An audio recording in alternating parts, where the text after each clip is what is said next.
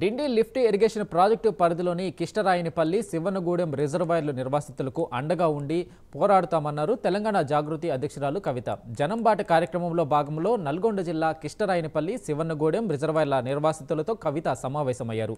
బాధితులు కవితకు తమ గోడు చెప్పుకుంటూ కన్నీటి పర్యంతమయ్యారు.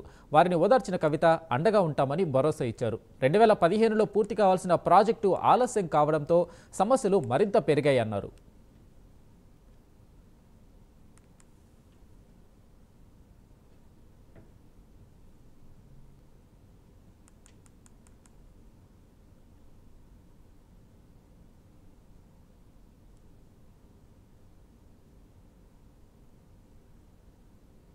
మానవతా సూత్రము దాన్ని పాటించలేదు.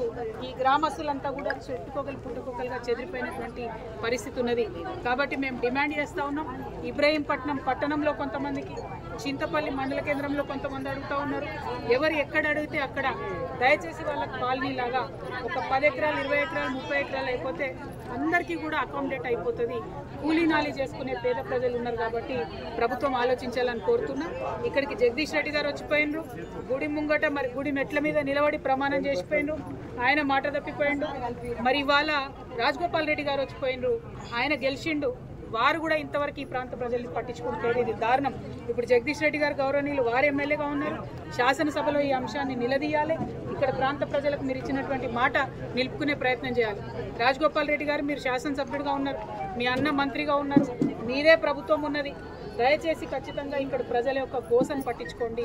ఇది మీ నియోజకవర్గమే, మునుగోడే. ఈ ప్రాంతానికి మళ్ళీ విజిట్ చేయండి. ఒక్కొక్కరి దుఃఖం చూడండి. ఆడబిడ్డల కన్నీళ్లు చూస్తే కడుపు తరుక్కుపోతా ఉన్నది. దయచేసి ఈ సమస్యను పరిష్కరించండి.